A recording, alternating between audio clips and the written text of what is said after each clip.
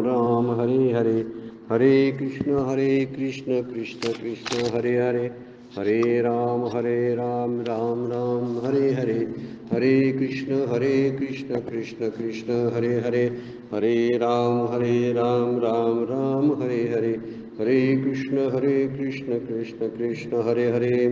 ब्रह्मानंदं परमसुखदं केवलं ज्ञानमूर्तिं द्वन्द्वातीतं गगनसदृशं तत्त्वमस्यादिलक्ष्यम् एकं नित्यं विमलं अचलं सर्वधी साक्षिभूतं भावातीतं त्रिगुणरहितं सद्गुरुं तं नमामि। नमामि सद्गुरु शान्तं सच्चिदानन्दविग्रहं पूर्णब्रह्मपरानन्दैशम् आनन्दीवल्लभं सद्गुरु सच्चिदानन्दं केवलं करुणाकरं ज्ञानयोगेश्वरं वन्दे ज्ञानदेवा पुनः पुनः। ओम नमो ज्ञानेश्वरा करुणाकरा दयाळा तुमचा अनुग्रह लादलो पावन झालो चराचरे मी कळा कुसरी काय जनेने बोलतो वचने अतिभाविका एका जनार्दनी तुमचा दास त्याचे आस पुरवावी। संत श्रेष्ठ श्री ज्ञानेश्वर माऊली, जगद्गुरु श्री तुकाराम महाराज, नाथ महाराज, समर्थ सर्व संतांना वंदन करतो। परमपूज्य काकांना वंदन, परमपूज्य मंदाताईंना वंदन, आदरणीय चौगले सरांना वंदन आणि आजच्या चिंतनाला आपण प्रारंभ करतो। आपणा सगळ्यांना नमस्कार करतो आणि चिंतनाला आपण सुरुवात करूया। काल आपण 32व्या श्लोकावरच्या ओव्या माऊलींचं चिंतन पाहिलेलं होतं आणि 201 नंबरच्या ओळीपर्यंत पतंगाच्या दृष्टांतानं तो श्लोक संपलेला होता। 2-3 दृष्टांत, प्रेताचा दृष्टांत दिला माऊलीने, चंद्राचा दृष्टांत दिलेला आहे किंवा रत्न शवाचा, चंद्राचा, जाचंदाचा असे 3 दृष्टांत दिलेले आहेत आणि मूर्खाला विवेक पचत नाही असं वर्णन केलेलं आहे। आणि विषयांचा प्रभाव केवढा असतो आणि त्याच विषयाच्या प्रभावाचं जे आत्मज्ञानी पुरुष असतात त्यांच्या बाबतीत काय घडतं। समजा जरी विषय आहेतच, पण ह्या आत्मज्ञानी पुरुषांना जर असा विचार केला की प्रकृती प्रमाणच सगळ्यांनाच ते भोगायला येतात, तर त्यांचीही प्रकृती आहे, त्यांचं शरीर आहे याचा अर्थ प्रकृती आहे, प्रकृती आहे असं त्याचा अर्थ त्यांच्याकडे 3 गुण आहे। मग ते 3 गुण त्यांना काय करतात, जसे इतरांच्या बाबतीत ते कार्य करत असतात तर त्यांच्या बाबतीमध्ये त्या 3 गुणांचं काय चालू असतं आणि ते त्या ठिकाणी काय करतात याचा विचार आता या श्लोकामध्ये 33 नंबरच्या श्लोकामध्ये केलेला आहे। आणि तरीही गीताकार म्हणतात की वर्णन करतात, सदृशम चेष्टते स्वशा प्रकृते ज्ञानवानपी प्रकृतीम यांती भूतान निग्रहम किं करिष्यति। प्रश्नाने विचारलाय बा। ज्ञानी मनुष्य देखील आपल्या प्रकृती स्वभावानुसार वागतो, सर्वच प्राणी आपापल्या प्रकृतीच्या वळणावर जातात, तेथे निग्रह काय करणार, म्हणजे कशाचा निग्रह करायचा, इंद्रिय ताब्यात ठेवायची म्हणजे काय असा प्रश्नच विचारलेला आहे भगवद्गीतेनं। म्हणजे हे जे ज्ञानी पुरुष आहेत त्या ज्ञानी पुरुषांना सुद्धा थोडे बहुत प्रमाणात हे विषय त्यांच्या बाबतीत त्यांना भोगावे लागतात असते, ते कदाचित ते नियंत्रणात ठेवून भोगत असतील पण त्यांना ते सुटलेले नाहीत। किंवा एखादा एक आत्मज्ञानी पुरुष आहे त्याच्या पूर्वजन्माचे जे काही गोष्टी आहेत त्याचा प्राकृतिक जो स्वभाव आहे त्या स्वभावाप्रमाणे तो वागतोच। काल थोडीशी आपण त्याची सुरुवात करून घेतली होती। एखाद्या जीवनमुक्ताला खूप तिखट खातात, त्यांना काय आवडते, काही जण मीठ मुद्दामच घेतात, काही जण काय करतात पत्ताला, आपण म्हणतोय जनरली बोलत असतोय की दूध ताक याचं मिक्स आपण करत नाही आणि आपण खात नाही ते कधी। बरेच वेळा ते आयुर्वेदानं सुद्धा नको म्हणून सांगितलेलं आहे, दूध आणि दही एकत्र मिक्स करून। परमपूज्य काकांचा आहार बघितला असाल तुम्ही, दूध आणि दही एकत्र करून खातात। आता आपण म्हणालो अहो काय यांना आयुर्वेदातली काय माहिती नाही की काय, यांना आयुर्वेद कळत नाही का काय, पण त्यांना काय बिघडलेलं नाही त्यांची तब्येत आहे, हा प्राकृतिक स्वभाव आहे तो। त्यांना म्हणालो आपण ना एवढे शास्त्रात सगळेच पारंगत आहे आणि असं कसं वागतात, तसं नाही, त्यांचा स्वभाव तसा आहे तो, त्या स्वभावाप्रमाणे ते वागत असतात। याचा अर्थ त्यांचं ज्ञान गेले असं नाही, ज्ञान असतं, पण ज्ञानाबरोबर आणि ते सगळं भोगत असताना समजा त्यांना एखाद्या दिवशी तो दही आणि ते दूध मिळालं नाही तर ते तक्रार करत नाहीत। मात्र ही गंमत आहे खरी, त्यांच्यातनी आपल्या सामान्य लोकांनी हा फरक आहे। आपण म्हणतो नाही मी रोज खातोय मला आता पाहिजेच ते, का आपली जीभ चटवलेली असते, लढा केलेला असतो आपण जिभेला, त्यांचा नसतो। त्यामुळे ते असलं तर ते आपल्या प्रकृती गुणाप्रमाणे वागतात। नसलं तर त्यांची काही तक्रार नसते, असा त्यातलं मुख्य गोष्ट आहे. परंतु गीताकारांनी मात्र सांगितलेलं आहे तो ज्ञानी पुरुष देखील आपल्या प्रकृती स्वभावानुसारच वागतो. त्यामुळे सर्व प्राणी आपल्या प्रकृतीच्या वळणावर जातात, मग ते का जाणार नाहीत असं म्हणायचं आहे. मग निग्रह शब्द वापरलाय ना, निग्रहम किम करिष्यति, मग निग्रहाचा उपयोग काय किंवा तिथं आग्रह कशाला करायचा, तर ते त्यांच्या पद्धतीने जात असतात. म्हणून ब्रह्मज्ञानी जे पुरुष असतात आपल्या प्रकृती स्वभावानुसार वागतात आणि सर्वच प्राणी आपल्या त्या स्वभावाप्रमाणे वागत असतील तर त्या ठिकाणी निग्रहाचा विचार करायची काय गरज नाही, असं माऊली होतं पुढे सांगणार आहेत. काही ओव्यामधून माऊलींनी त्याच्यावरती भाष्य केलेलं आहे. 202 नंबरची ओवी आता बघा. म्हणून इंद्रिये एके जाणे तिनी पुरुखे लाळाविना कौतुके आदी करुणे. माऊलीने त्याचा विचार केलेला नाही बरं का, हे प्रकृती गुणाप्रमाणे वागतात ह्याच्यावर भाष्य केलेलं नाही आहे. तर ही इंद्रिय अशी त्रास देणार आहेत म्हणून त्यांना व्यवस्थित हाताळणं फार गरजेचं आहे, हेच वर्णन माऊली करायला लागेल. माऊलींचं सांगणं वेगळं आहे. भगवद्गीता मात्र काय करते तर ज्ञानी पुरुष प्रकृती गुणाप्रमाणे वागतो, कारण सगळी सामान्य वागतात तशी. परंतु माऊली सांगताना मात्र म्हणाले म्हणून इंद्रिय एके, म्हणून आत्मज्ञानासंबंधी जागृत असलेल्या व्यक्तीने केवळ गमती खातर देखील कोणत्याही इंद्रियांचे लाड करू नयेत. सूचना कशी दिली आहे बघा. वास्तविक ही सूचना श्लोकामध्ये नाही, पण श्लोकाचा विस्तार करताना माऊली म्हणतात आत्मज्ञानी आहे, कारण आत्मज्ञानी पुरुषानं सुद्धा स्वतःची घसरण होऊ नये म्हणून सावध राहायला पाहिजे, हे माऊली सांगायला लागले बघा.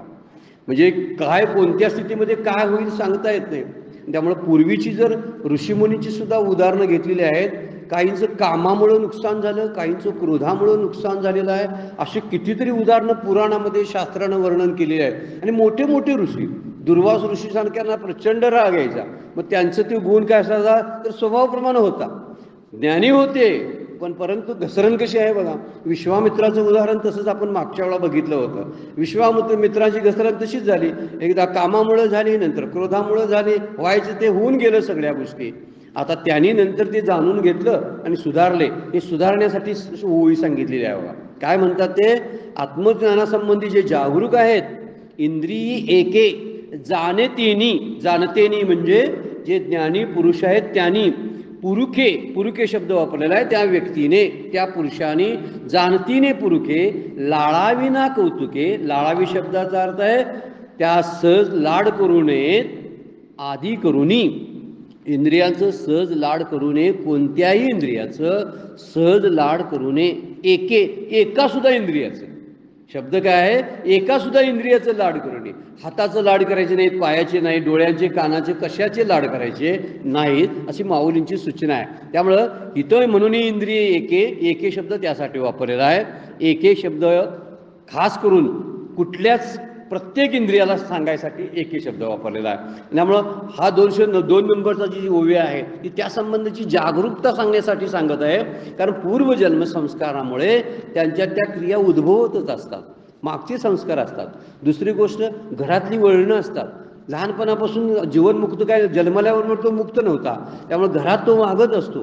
त्याचं बरंचसं आयुष्य 20, 25, 30 वर्षापर्यंत असंच सगळं भोगण्यामध्ये गेलेलं असतं. आणि ह्या भोगाचा संस्कार राहतोच ना शिल्लक. ते कितीही नंतर ज्ञान जरी प्राप्त झालं तरी ते ज्ञानातला मूळचा संस्कार डोकावतच असतो. परमपूज्य काका त्याच्यावरती उदाहरण देतात बघा. म्हणजे आपल्या घराला जो जुना कलर आहे तो काढण्यासाठी आपण तारेचा ब्रश वापरायला पाहिजे. म्हणजे तारेच्या ब्रशामुळे ते जुनं सगळं निघून जातं. कारण नवीन रंग जर द्यायचा असेल तर मागचं अगोदर खरवडून काढावं लागतं आणि मगच त्याच्यावर नवीन चांगला रंग बसवत असतो. मग त्यासाठी दृष्टांत काका देतात आणि ते म्हणतात जुना रंग आपण खरवडून काढला आणि नवा रंग दिला तर काही वेळा थोडंसं कुठं जर राहिलेलं असतं ते नव्या रंगातून तो जुना रंग डोकावत असतो. जुना रंग या शब्दाचा अर्थ आहे पूर्वजन्मीतले संस्कार कधीतरी डोकावत असतात. म्हणजे तो पूर्वी रागीट होता ना, कधीतरी तो उफाळून येईल त्याचा राग, जरी ज्ञानी असला तरी सुद्धा. आणि यावेळी सावध राहणं फार गरजेचं आहे असं माऊली सांगतात. गीताशास्त्र मात्र काय सांगते माहिती आहे काय, ते प्रकृती गुणाप्रमाणे जो वागतात, म्हणजे कदाचित ते असे दुर्वास ऋषीचं आपण उदाहरण घेतलं, विश्वामित्राचं उदाहरण घेतलं, असं करू शकतात असं त्यांना म्हणायचं आहे. माऊली काय म्हणतात, असं होऊ शकतं म्हणून त्यांनी सावध राहणं फार गरजेचं आहे. खरंच आहे. आणि हा काय ही ओवी काय फक्त आत्मज्ञानी पुरुषांसाठी नाही, तुम्ही आम्ही साधक आहोत ना, साधकांसाठी उपयोगाची सुद्धा. म्हणजे ही लाळावी इंद्रिये जी आहेत ती लाळावी ना कौतुके आदी करून शब्द वापरलेला आहे. त्यामुळं जसं प्रकृती गुराप्रमाणे वागतो, परंतु त्याला प्रारब्धाची एक मर्यादा असते. प्रारब्ध त्याचं असतंच ना, आणि त्या प्रारब्धाप्रमाणे त्या सगळ्या हालचाली करत असतात. तो त्यांचं चालणं बोलणं हावभाव चेहऱ्यावरचे असतात ना, चेहऱ्याची ठेवण, या सगळ्या गोष्टी प्रारब्धाने मिळालेल्या असतात. आणि प्रारब्ध शब्दाचा अर्थ आहे पूर्वकर्माने मिळालेले असतात, आणि त्यात बदल करता येत नाही. पण असंही नाही, बऱ्याच लोकांनी खूप स्वभावात सुद्धा आपल्या बदल केलेला दिसून येतो. खूप अगदीच काय वेगळी वागणारी लोक, अगदीच परमार्थ न करणारी व्यक्ती अचानकपणे परमार्थाला लागलेले आहे, म्हणजे मूळच्या स्वभावात त्याचा बदल झालेला आहे. हा बदल वर दिसतो, पण त्याचं शास्त्र मात्र मुळात जाऊन कारण शोधतं. हा बदल नाही म्हणतात ते, त्या वयानंतर त्याचं तसंच होणार होतं म्हणून तो तसा वागतो. फार गंमतशीर गोष्ट आहे, त्याला हेच लावावं लागते. नाही आपण काय म्हणतो, नाही तिथं जरा तो जायला लागला ना, मठामध्ये जाऊन बसायला लागला ना, म्हणून त्याच्यात बदल झाला. पण मठामध्येच का जायला लागला नंतर, हा मुद्दा आहे त्यातला. त्याला कारण काय, त्याला पूर्वकर्म प्रारब्ध, दुसरं काहीही कारण नाही. त्यामुळे प्रारब्धाच्या घटना ज्या आहेत त्या अटळ असतात. त्या माणसाकडून चुकासुद्धा करून घेतं, काही दुरुस्त्या पण करून घेतं, चुकांच्या दुरुस्त्या बी होतात, पण त्या प्रारब्धात असतील तर. काहींची घसरण होते, आणि घसरण होऊ नये म्हणून माऊलींनी तर उभी टाकलेली आहे, आपली इंद्रिय कौतुकानं सुद्धा त्याचं लाड करू नये. असू दे की आजच्या दिवसच फक्त श्रीखंड खायचं आहे. आता श्रीखंड खाणं काय पाप नाही, किंवा ती काय विषयासक्ती नाही, पण या श्रीखंडाची आठवण उद्या ह्याच वेळी आणि परत यायला लागली तर, परवा यायला लागली तर. मी आता नेहमी खाली साधं म्हणतो आपण, धरून चालूया, एखादी व्यक्ती साध्या बिछाण्यावरती झोपते, आणि उद्या जर त्यांना कुठेतरी बोलवलं आणि त्यांचा सत्कार करून चांगला बिछाना दिला आणि झोपायला चांगली शय्या दिली, तर त्याची चटक लागण्याची शक्यता आहे ना. आणि मग उद्या त्याला तशीच शय्या हवीशी वाटेल. हा स्पर्शाचा गुणातला दोष आहे, म्हणून माऊली सांगतात त्यांना चटक लावू नका, जे आहे त्या पद्धतीनं वागत राहा. म्हणून त्याला मर्यादा प्रारब्धाचं एक कुंपण असतं, आणि त्या कुंपणातच ते सगळं वावरत असतात. आपण सर्वजण सुद्धा प्रारब्धाच्या कुंपणाच्या पलीकडे जात नाही बरं काय, कुंपण घातलेलंच आहे ते. कितीही विचार केला, माझी क्षमता किती आहे, मी म्हटलो मी आता कलेक्टर बनण्यासाठी कलेक्टरच्या परीक्षा देणार आहे, नाही, त्याला कुंपण आहे, कुठेतरी मर्यादा आहे, आणि त्यामुळे ते तेवढंच काढतो, तेवढंच कर्म करतो, तो तेवढ्याच क्रिया करत असतो. आणि म्हणून इथं म्हटलेलं आहे, एक उदाहरण दिलेलं आहे बघा, साधक संजीवनी ग्रंथामध्ये एक उदाहरण आहे भगवद्गीतेच्या. ते म्हणतात का, एखादं कुरण आहे, गवताचं कुरण आहे, आणि त्या गवताच्या कुरणामध्ये मध्यभागी गाईला खुंटा मारून बांधून ठेवलेला आहे. तिला एक मोठं दावं लावलेलं आहे, आणि ते दावं लावले कशाबद्दल, तर गाय कुठे जाऊ नये म्हणून. आता गाय गवत केवढं खाईल सांगा बघू, जेवढं तिची जी दोरी आहे ना गळ्याला बांधलेली दावं, तेवढ्याच आकारात ती फिरत राहणार. त्याच्या पलीकडचं गवत आहे, दिसेल तिला, पण खाता येणार. कसं सुंदर दृष्टांत आहे बघा. हा प्रारब्धाला सगळ्यांना लागू आहे, की मला सुद्धा एक खुंट आहे प्रारब्धाचा, त्याला बांधलोय मी, आणि त्याच्या पलीकडे मी जाणार नाही. तेवढंच ते मरायचं कधी ते ठरलंय, त्या खुंट्यानेच ठरवलेलं आहे आपण जाणार आहे कधी, कुठल्या कुठल्या व्याधी आपल्याला होणार आहेत त्या ठरलेल्या आहेत. आपण एक वरवरची मलमपट्टी म्हणून, आपल्यासाठी दुरुस्ती म्हणून तेवढाच, जसं डोकं दुखायला आलं की पेन किलर तेवढ्यापुरती आपण खातो ना, तसंच आपण प्रयत्न करत असतो. प्रयत्नाचा फक्त हे काय असतं, नुसती ही काय असते, निमित्त असतं. प्रयत्न हे निमित्त असतं, प्रारब्धच कार्य करत असतं, असं शास्त्राचं सांगणं आहे. आपले सुद्धा स्वतःचे अनुभव तसे आहेत. काही लोक मोठी बोलू देत, म्हणजे बऱ्याच वेळा हे लोकांना पटत नाही, आणि ते म्हणतात संतांना हे दैववादी आहे, नुसतं दैवावर अवलंबून राहतात, त्यामुळे कष्ट करायची वृत्ती कमी नाही. त्याच्या प्रकृतीत जर कष्ट करायचं असेल ना, करत राहतोयच ते, त्याला कितीही नाही मिळालं तरी कष्ट करत राहतो. कितीही नाही मिळू दे तरी पण ते कष्ट करायची त्याची वृत्ती मूळची आहे ती, त्याला मिळायचं केवढं प्रारब्ध ठरवणार, कष्ट केवढं करायचं ते ठरवू दे, त्याचं तर ठरवू दे. प्रयत्न किती करणार आहे ना, तू कितीही कर जा, नाहीतर नाही कर जा, नाहीतर काहीतरी कर जा. आता नाही कर जा म्हणतं तर त्याला प्रकृती किंवा तो प्रारब्ध बसू देत नाही, उठवते आणि म्हणते करच तू. त्याला जर प्राप्त काहीतरी होणार असेल ना, तर त्याच वेळी तो प्रारब्ध काय म्हणतं, उठ आणि कामाला लाग. केव्हा म्हणते माहिती आहे, त्याला काहीतरी मिळायचं असते त्यावेळी. आणि आपण काय म्हणतो माहिती आहे, मी उठलो आणि गेलो म्हणून मला मिळालं, नाही, प्रारब्धाने तुला उठवलं आणि मग तुला जायला लागलं म्हणून तुला ते मिळालं, असं शास्त्राचं सांगणं आहे. जरासं खोल आहे मात्र, विचार करण्यासारखं आहे.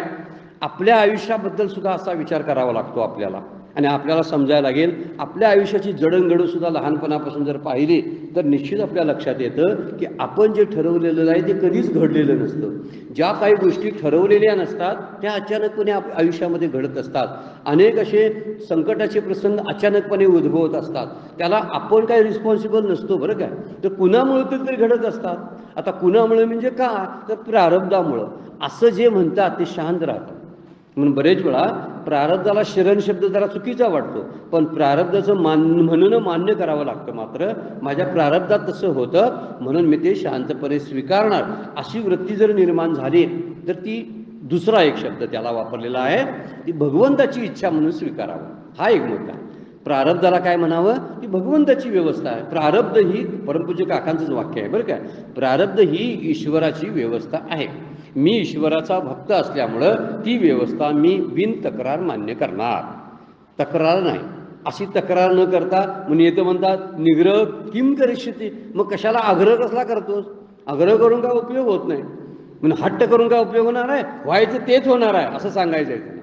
आता व्हायचं ते होणार आहे म्हणून काय प्रयत्न करू नये काय. कराय ना. प्रयत्नासाठी जर मोकळं सोडलंय, पण केवढं गाईला दावं बांधले तेवढंच प्रयत्न आहेत. हे त्यातला महत्वाचा मुद्दा आहे. जे जावं आहे ना ते तेवढंच. आणि खुंटा प्रारब्ध आहे बांधून ठेवले त्यानं. आणि दावं म्हणजे प्रयत्न आहे. जा चढ, केवढं चढायचं तेवढं. तू केवढं चढणार, दिवसभर चढ जा. पण खुंट्याचा जावं आहे ना, दोरीची लांबी तेवढ्याच वेळात तेवढ्यात देतं तू चढणार आहे. त्यामुळे तू किती रात्रंदिवस प्रयत्न कर, तुला धन मान संपत्ती जी मिळणार आहे ना ती अगोदर ठरलेली आहे. म्हणून परमपूज्य काका म्हणतात एक अपेक्षित आणि एक नियोजित.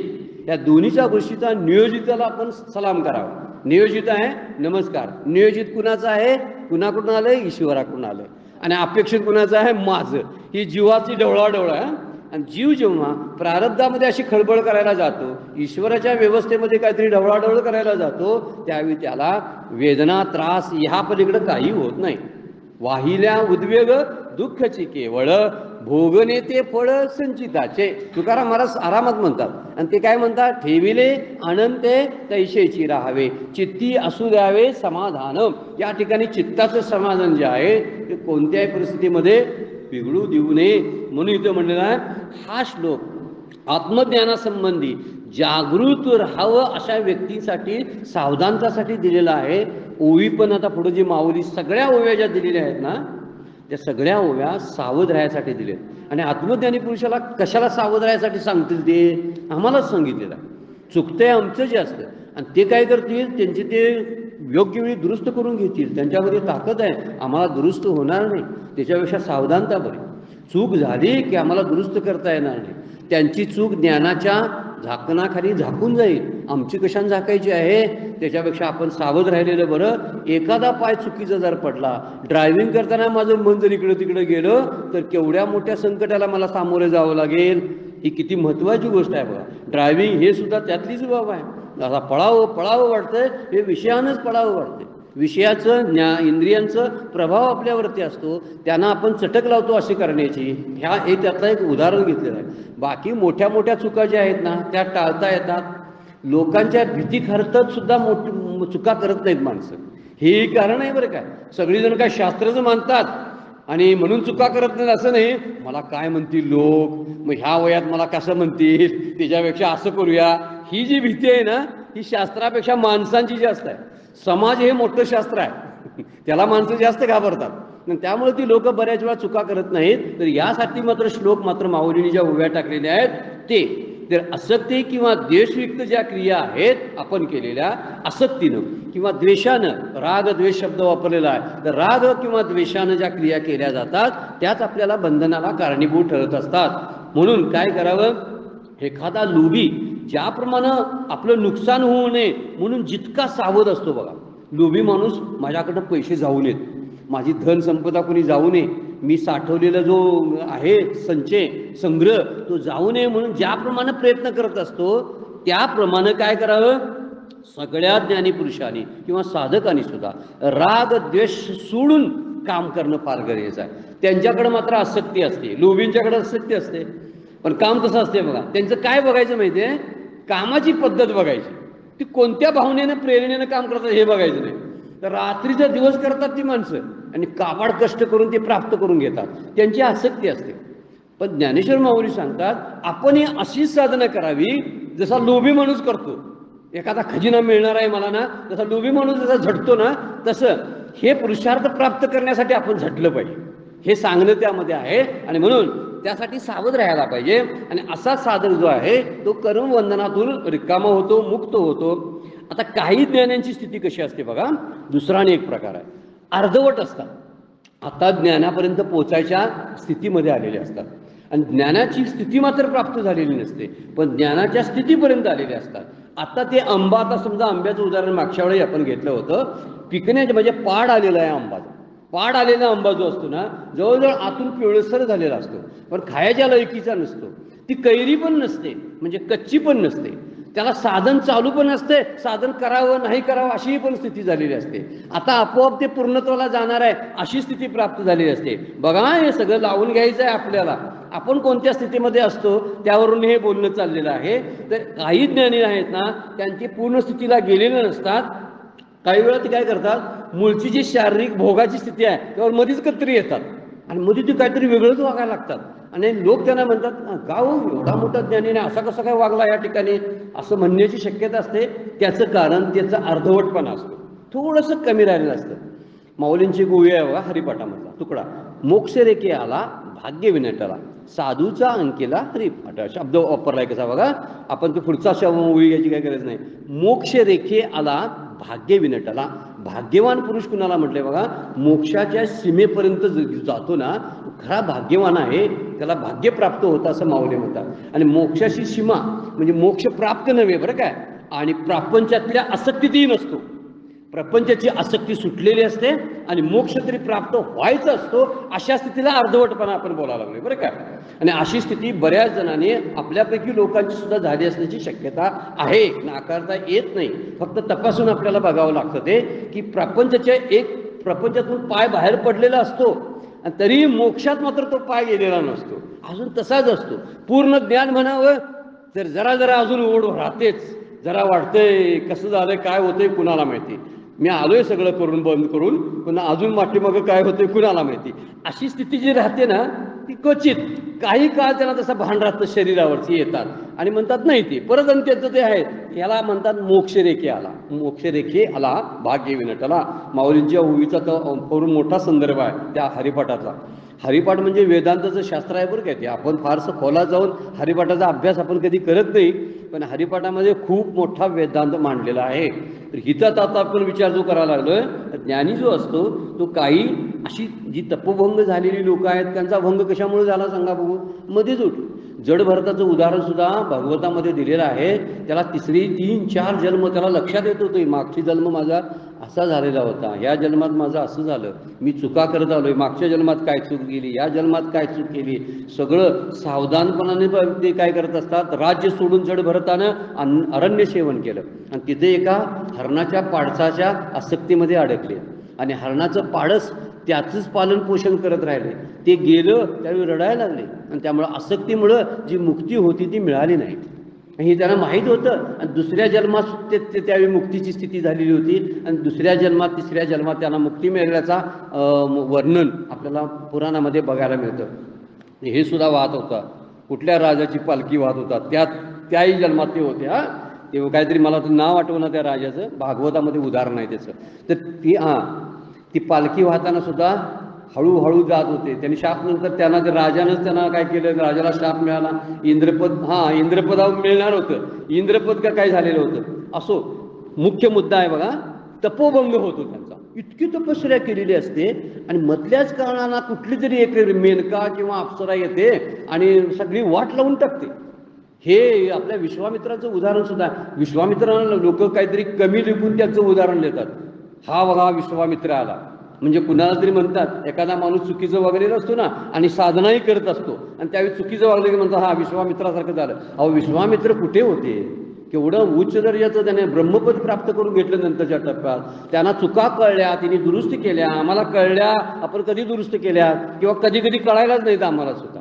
फार मोठे होते ते. त्यामुळे त्यांचं उदाहरण कशासाठी द्यायचं, फक्त त्यांना जो आत्मज्ञान मिळून सुद्धा एवढा त्रास जर झाला असेल तर साधकाची दशा काय असेल बघा. म्हणून साधकाची दशा उदास असावी, उपाधी नसावी अंतर्भावे, लोलुप्य ते काय निद्रेशी जिंकावे, भोजन करावे परमित. तुकाराम महाराजांचा अभंग मुळात अभ्यास करण्यासारखा आहे बघा. सुरुवात आहे, साधकाची दशा उदास असावी. वाचावा भगवद्गीत तुकारामांच्या गाथेमध्ये हा मूळ अभंगच वाचावा. सुरुवात त्याची अशी आहे, अनुक्रमणिकेमध्ये बघावी, साधकाची दशा उदास असावी. एकांती लोकांती स्त्रियाशी भासेनं प्राण जाण गेल्या करू नये.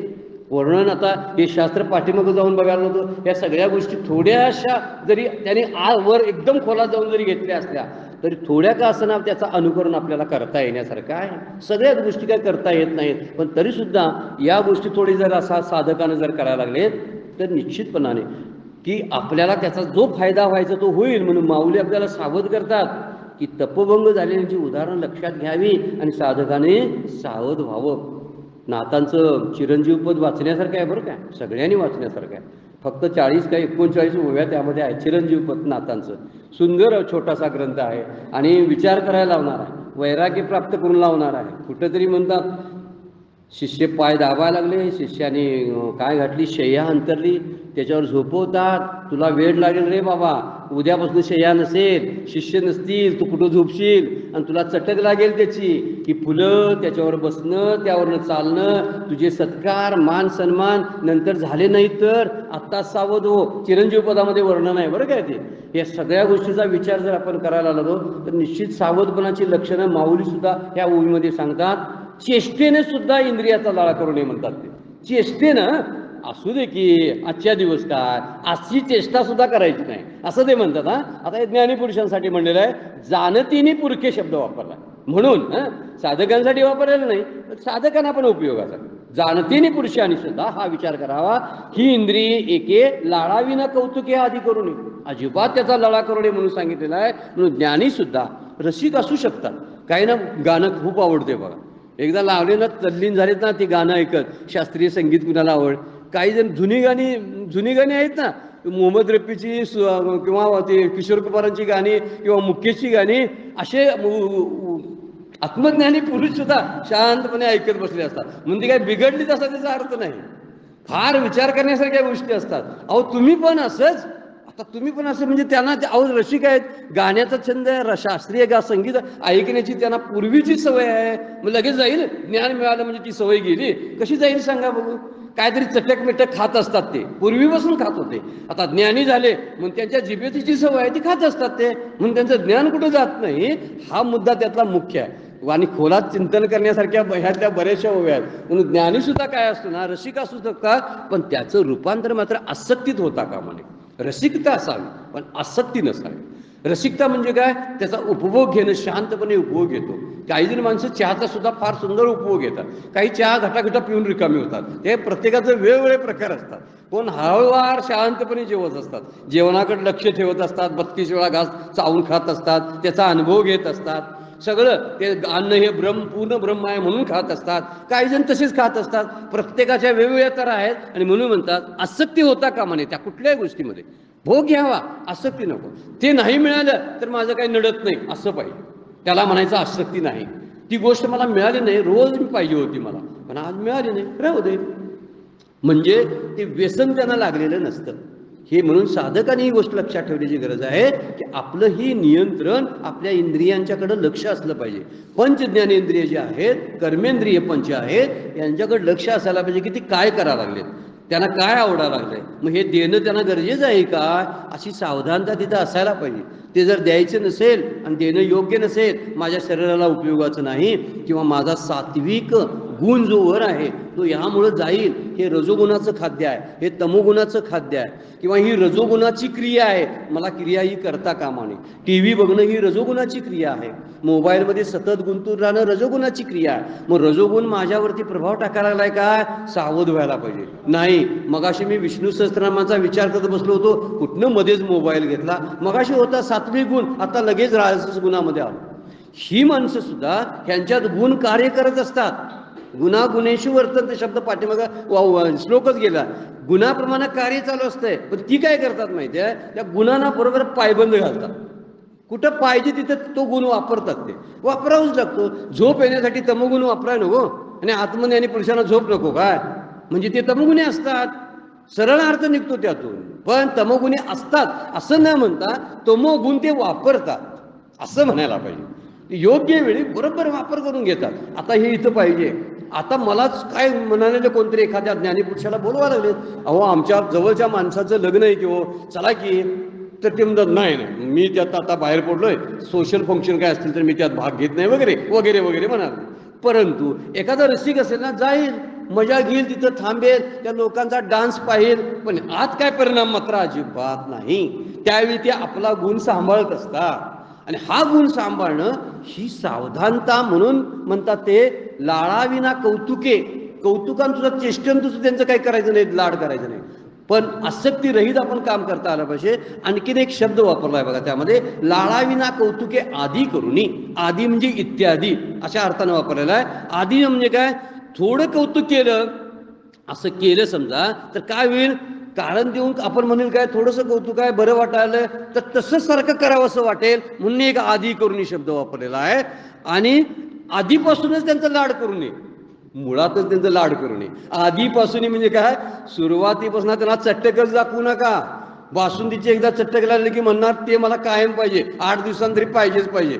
आता हे काय सगळं जमत नसलं तरी एक गोष्ट मात्र कळावी, आपल्याला जेवढं पेलतंय तेवढ्या विषयांचं सेवन करावं, ही सगळ्यात महत्वाची गोष्ट आहे. कुठलाही विषय टाळता येत नाही, टाळावं अशी शास्त्राची सुद्धा अज्ञान आहे. नाही तर दिले असते कशाला विषय सांगा. विषय दिलेत तशी त्या विषयांना बघणारी इंद्रिय पण दिलीत, बरोबर तशी दिली. चाकून बघायचं आहे ना, तर जीभ कामाला तुला दिली आहे ना, त्या जिभेचा उपयोग कर जा. उगीच चुकून आमटी कानात वचशील, काही उपयोग होणार नाही त्याचा, कारण कानाला काहीही कळणार नाही. कुठलाही विषय ज्याचं त्याला एकच करतोय बघा. त्या कधीही एक इंद्रिय दुसऱ्या विषयाच्या कामात ढवळाढवळ करत नाही. फार निसर्गाने किती बंदिस्त रचना माणसाच्या शरीराची ईश्वराने केली आहे बघा. डोळा कधी कानाच्या कामात हस्तक्षेप करत नाही. कान म्हणत नाही मला जरा ऐकायचा कंटाळा आला डोळ्याला, तू जरा ऐक जरा आता, नाही, ते त्याचं कामच करू शकत नाही. त्यांच्या रचना जशा करून ठेवलेल्या आहेत. आणि म्हणून हिथं म्हटलेलं आहे, श्रीखंड आवडतं असं जर म्हटलं तर खाल्यानंतर चांगलं लागतं, पण परत खावंसं वाटतंय की आसक्ती आहे. मला खायला पाहिजे, नाही आणलं तर का मी अस्वस्थ आहे, मला पाहिजेच ते. रोजच्या मी दर सोमवारी ते उपवास सोडताना मला श्रीखंड लागतं किंवा आम्रखंड काहीतरी किंवा बासुंदी, ठराविक पदार्थ माझा लागतोच. आज पाहुण्यांच्या घरात गेलो, आता बोलायची पंचायत, मला पाहिजेच होतं, मग अस्वस्थ, मग जेवण कसं तरी न लक्ष देता खात राहतो. असं नको व्हायला, हे एवढं माऊलींना सांगायचं. मिळालं ना, हा त्याचं सेवन जेमतेम जेवढं तब्येतीला झेपतं करत राहावं, त्यामध्ये आसक्त होऊ नये. म्हणून त्याचं लाड करणे शब्द तयार होत आहे. आणि पतंग जसा ज्योतिभोवती दुरून दुरून फेऱ्या मारू दे तोपर्यंत चांगला आहे. तो पतंग जो आहे कीटक ना, तो फिरतो बघा दिव्याच्या भोवती, मागचंच उदाहरण दिलेलं आहे. आणि गंमत गोष्ट बोलायची राहिली आपली बघा, की शेवटची ओवी जी 201 नंबरची आपण ओवी बघितली होती, ती ओवी कशी आहे बघा, पतंगा दीपी अलिंगन तेत त्याशी अचूक मरण, तेवी विषयाचरण आत्मघाता मनोनी इंद्रिये एके. मधला श्लोक वाचायचा नाही, डायरेक्ट बघा कशी माऊलींची व्यवस्था कशी आहे बघा. मनोनी इंद्रिये एके जानतीने पुरखे लाळाविना कौतुके आधी करू नये. म्हणजे मागची ओवी आता 202 नंबरला ओवी जुळवून घ्यायला लागली, नाहीतर आपल्याला अर्थ कळणार नाही. कारण मनोनी शब्द वापरला तर मागची ओवी पाहावी लागते. मनोनी शब्दाचा अर्थ तो आहे की मागच्या ओव्या जरा बघा म्हणून. मागची ओवी काय आहे, पतंगाची आहे. तो कीटक त्या प्रकाशाभोवती सतत फिरत असतो आणि फिरत घिरट्या मारत असतो. तर ज्ञानेश्वर माऊली काय म्हणतात, घिरट्या मारतोस ना, घिरट्याच मार तेवढ्या, उगीच जाऊन त्याच्यात जाऊन पडू नकोस खाईत. आणि तसं लळा देणं म्हणजे त्या खाईत जाऊन पडणं, रोज आसक्तीच त्या इंद्रियाबद्दलची. ही गोष्ट मला पाहिजेच, नसेल तर मला क्रोध येणार, कामातूनच क्रोध निर्माण होतो. आता कामाक्रोधातच सुरू होणार आहेत पुढचे श्लोक सगळे. हे सगळे श्लोक पुढचे जे आहेत ना 43 नंबरपर्यंतचे, काम आणि क्रोधावरच जोर दिलेला आहे. अनेक स्वधर्माचा वर्णन केलेला, पण सगळे जे आहेत ते काम आणि क्रोधाबद्दल. आणि काम क्रोध निर्माण व्हायची ठिकाणं कुठं आहेत माहिती आहे काय, राग आणि द्वेषातून ती निर्माण होतात. राग म्हणजे आसक्ती आणि द्वेष म्हणजे तिटकारा. हे एक पाहिजे मला असं तरी वाटतं, आणि हे अजिबात माझ्याजवळ येता कामा नये. एक पाहिजे एक नको, आणि ही स्थिती सर्वसामान्यांची आहे. म्हणून ते त्रासात आहे. दुःख कशाचं होतं, हेच पाहिजे आणि हे नकोच. ह्या 2 पॉईंटवर मधला मुद्दा जो आहे तो बघतच नाही. मधला जर म्हटलं ना, मिळालं तर मिळालं, असतं तर चाललं असतं, नसलं काय, नसलं तर नसू दे. पण काही वेळा एखादी गोष्ट नकोच वाटते. आता आलीच होय समोर, बरं ठीक आहे, त्याच्याशी काय तो व्यवहार करूया आणि मिटवून टाकूया तिकडं. फारसा त्याच्याबद्दलचा विरोध नाही, त्यालाही विरोध नाही आणि याच्याबद्दलची ओढ नाही. अशी ओढ आणि विरोध दोन्ही ज्यावेळी संपतो ना, त्यावेळी राग आणि द्वेष दोन्ही निघून जातात. राग हा संस्कृत शब्द आहे. राग शब्दाचा अर्थ आसक्ती आहे, कामना, आणि द्वेष शब्दाचा अर्थ आहे तिटकारा. म्हणजे अनुकूलता आणि प्रतिकूलता शब्द त्यासाठी वापरलेले आहेत. आवड आणि नावड मराठी शब्द त्यासाठी आहेत बघा. आवड म्हणजे राग आणि नावड म्हणजे द्वेष. हे आवड नावड जर जातात ना, गेले भावाभाव, तुकोबांचा अभंग जायतो की आवड नावड काय म्हणतात ते, गेले भावाभाव झाला स्वयंमेव पांडुरंग. तुकारामांच्या अभंगामधली हा तुकडा आहे की जे पिकली या सेंद कडूपणा गेले तैसे आम्हा केले पांडुरंगे. या अभंगामधला तो पुढचा तुकडा असा आहे की माझं पांडुरंगानं स्थिती काय केली तर माझी आवड आणि नावड दोन्ही घालवून टाकली. देवाला सारखं म्हणावं, मला काय आवडू नये आणि मला काय नावडू नये. पण एखादी उलट विचाराची व्यक्ती आली, नको वाटतं लागते ना, तसं नाही. ती आली, ठीक आहे, मनाची स्थिती कायम स्थिती. कारण ती आलीत ना, मनामध्ये जे घालमेल चालू होतात ना, त्याचा खरा त्रास होतो. त्या व्यक्तीला पण बोलून दाखवत नाही, ते लोकांनाही दिसत नाही की विरुद्ध विचाराची माणसं माझ्यासमोर आले की मला त्रास होतो. काही जण म्हणतो ना, माझ्या कपाळाची शिर अशी उठते बघा, हा समोर बघितला की. ह्याचा अर्थ काय त्याला माहीतच नसते, ह्याच्या कपाळाची शिर फुगा लागली काय नाही, कुणालाच माहीत नसतंय. त्रास होतो ह्याला, ह्यानं विचार करावा कुणासाठी मी त्रास करून घ्यायला लागलो ते. ती व्यक्ती आली, ह्याच्याशी माझा काय संबंध. उलट विचार प्रतिकूल गोष्टी यायला लागल्या तर त्याच्याशी मी संबंध ठेवतो. संबंध ठेवल्यामुळे ती विकाराच्या रूपानं आतमध्ये दंगा घालायला चालू करतात आणि मला त्रास होतो. तिथं मी सांभाळायला पाहिजे. आले येऊ द्यात, रामकृष्ण हरी म्हणायचं. आणि एखादी गोष्ट मला पाहिजे होती पण मिळालीच नाही, असो, ती मिळायचीच नव्हती म्हणून मिळाली नाही. अशा स्थितीमध्ये ज्यावेळी माणसं राहायला चालू करतात, साधक असू दे कोणी, हे ज्ञानी माणूस सांभाळतो बरं का. मग ज्ञानी माणसाला काही संबंध नसतो, ते असो नसो म्हणतात. या गुरूंच्या घरी मठामध्ये एका साधकानं भक्तानं गाय आणून दिली. मग त्यांचे मठातले जे कर्मचारी होते ते सांगायला गेले गुरुना, म्हणले आमच्याकडं मठासाठी एका तुमच्या भक्ताने गाय आणून दिलेली आहे. ते म्हणले, हसले, म्हणले बरं झालं, आपल्याला आता दुधाची सोय झाली, चांगली गोष्ट झाली. एक 5-6 महिने गेले आणि 5-6 महिन्यानंतर त्या भक्तानं ती गाय आणि परत घेऊन गेला, दिलेली गाय. अशी काही लोक पण असतात गंमतशीर. त्यानं ती गाय आणि परत नेली. परत ते कर्मचारी त्यांना सांगायला गेले, म्हणजे गाय तुम्हाला आपल्याला मठाला दिली होती, तो घेऊन गेला, जाऊ तिकडं, कोण शेण घाण त्याचं काढत बसायचं. वाक्य बघा, पहिलं वाक्य काय म्हणले, बरं झालं, काय झालं, दुधाची सोय झाली. आणि घेऊन गेल्यावर काय म्हणले, बरं झालं, कोण शेण घाण त्याचं काढत बसायचं. म्हणजे दोन्ही स्थितीमध्ये ते शांत आहेत बघा. नंतर चिडले असते, पहिल्या स्थितीमध्ये म्हणले असते, हा एवढा मोठा भक्त माझा, फारच मोठा आहे, खूप मोठं काम त्यानं केलं, असा उत्साह सुद्धा नाही. आणि नेलं म्हणून काय नेलं, याला काय समजतंय का नाही, मठाला दिलेली गाय न्यायची असते काय, असं सुद्धा बोललं नाही. ही स्थिती आपल्याला प्रपंचामध्ये सांभाळता आली पाहिजे. हे जरी उदाहरण मोठ्या माणसांचं जरी असलं तर प्रपंचामधले रोज प्रत्येक क्षणाला असे प्रसंग आपल्या समोर येत असतात बरं का.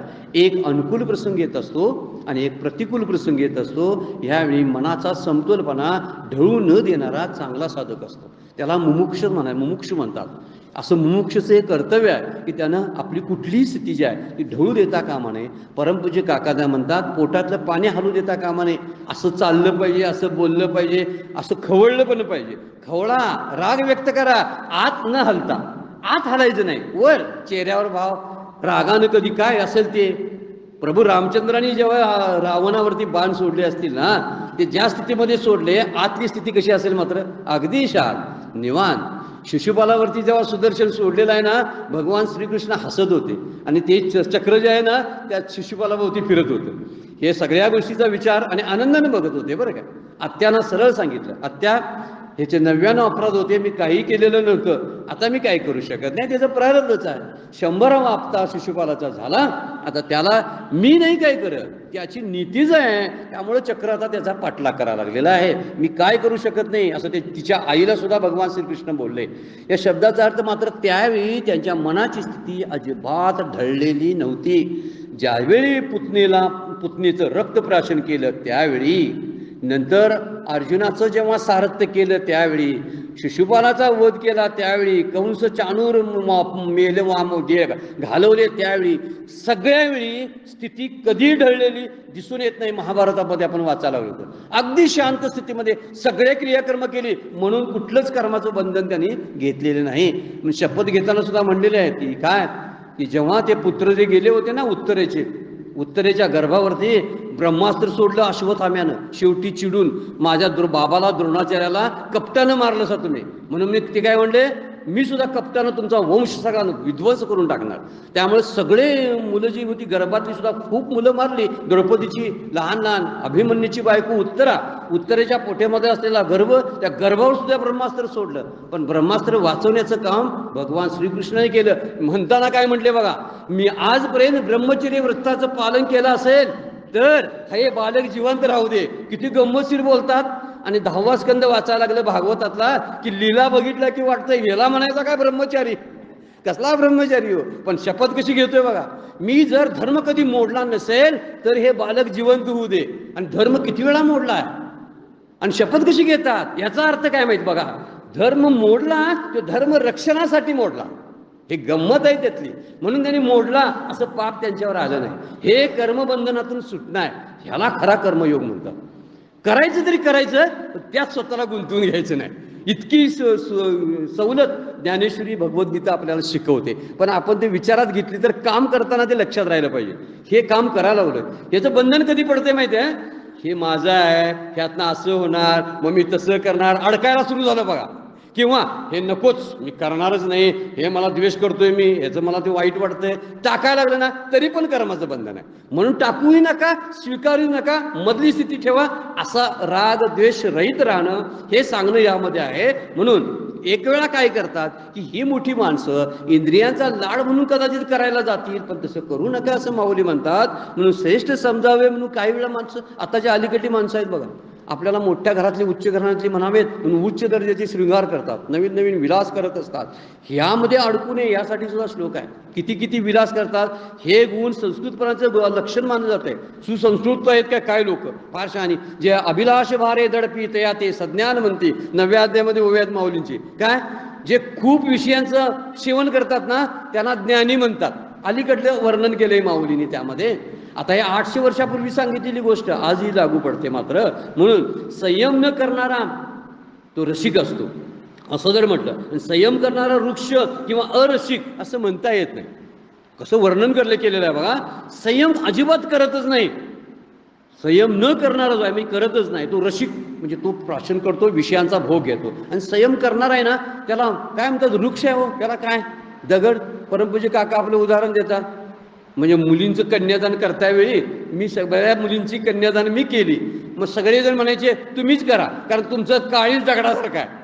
परमपूज्य काका आपले उदाहरण देतात बघा. आता वास्तविक दगडासारखं काळीच नाही, त्यांना काय प्रेम नाही काय आहे, पण केवढं ते जाणारं धन आहे म्हणून ते स्वीकारतात मुळात आतनं. मग कशाबद्दल त्याच्याबद्दलची आसक्ती, असा त्यातला मुख्य गोष्ट आहे.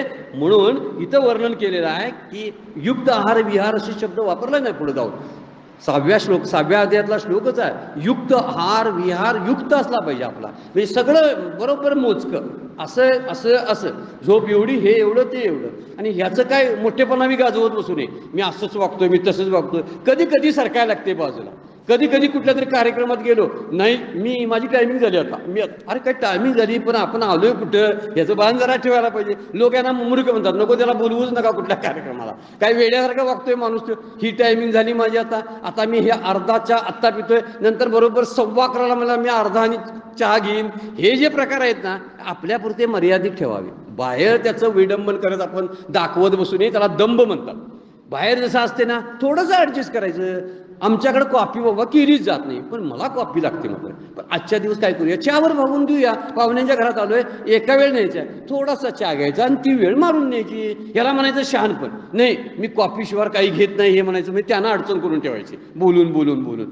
हा प्रकार जो आहे हा शहाणी माणसं जी असतात, आत्मज्ञानी पुरुष असतात, त्यांच्या संदर्भात सांगितलेलं आहे. त्यामुळे सगळं युक्त असावं असं शास्त्र सांगतं. आपण सुद्धा युक्त आहार विहार हे शब्द त्यांचा विचारात घेणं फार गरजेचं आहे. जमतंय तिथं हळूहळू जमवत राहायचं. एकदा जमत पुढं गेलं की त्याची सवय लागते आणि ती चांगली सवय होते. एकसारखी चांगली आहे. समजा उठायची सवय आपण लवकर लागली आणि उठायची एकदा सवय पहिल्यांदा त्रासदायक होईल, पण काही दिवसानंतर शरीरच म्हणेल आता उठ तू. ही शरीराची सवय असते आणि ते अगदी सवयीच पडते, संस्कार होतात. म्हणून हळूहळू आपण चांगल्या सवयी जडवून घेतल्या पाहिजेत. एक एक सवय शिकायचं कायम असतं, रोज शिकायचं असतं, शिकायचं बंद नसतं. आपण विद्यार्थी असतो सारखं, त्यामुळं आपण काय शिक्षक म्हणून घेण्यापेक्षा विद्यार्थी म्हणून घेणं फार सेफ असतं, फार सेफ असतं.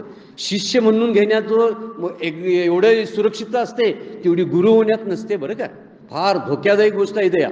पण तरी पण बऱ्याच जण होतं की कोणावर टीका नाही, पण असं होतं मी आता गुरुपदाच्या लायकीचं झालं, मला कुठं गुरुपद अजून मिळालेलं नाही, मी तेवढा अभ्यास केलेला आहे, माझा शास्त्राभ्यास आहे, मी ज्ञानापर्यंत पोचलेला आहे, मला गुरुपद मिळायला पाहिजे होतं पण मिळाला नाही, वगैरे वगैरे. त्याच्यापेक्षा शिष्य राहा ना, शिष्य राहा. तू गुरुची लायकी आणि शिष्याचं वर्तन ठेव. लायकी केवढी पाहिजे? गुरूंची एवढी पाहिजे. गुरु ज्या पदापर्यंत पोहोचले मोक्षापर्यंत तिथंपर्यंत तुझी पात्रता कमव, पण जगताना जग कसा सत्शिष्य म्हणून जग, त्याच्यामध्ये सुरक्षितता आहे. आता हे सगळ्यांसाठी नाही. तुला नाही मिळालं ना गुरुपद तर रडत बसू नको, ह्या सांगण्यासाठी ते आहे. मिळालं ना असावं आणि ते करावं त्याचंही कार्य. कारण काहीच लोकांच्यावर ही जबाबदारी सृष्टीने सोपवलेली असते, लोकांना ज्ञान मार्गदर्शन करण्याची, आणि त्यांनी ती करत राहावं, हा मुद्दा त्यातला आहे. पण माऊली म्हणतात त्याप्रमाणे, म्हणून इंद्रिय एके जाणतीने पुरुष एके लाळाविना कौतुके आधी करू नये. कुठल्याही परिस्थितीमध्ये इंद्रियांचं लाड अजिबात करू नये. ओवी एकच झालेला आहे, पण वेळ संपलेला आहे, आपल्याला थांबावं लागतं. आजची सेवा श्री गुरूंच्या चरणी भगवान ज्ञानेश्वरांच्या चरणी अर्पण करून विराम घेऊया. कुंडलीक वरदहरी विठ्ठल श्री ज्ञानदेव तुकाराम.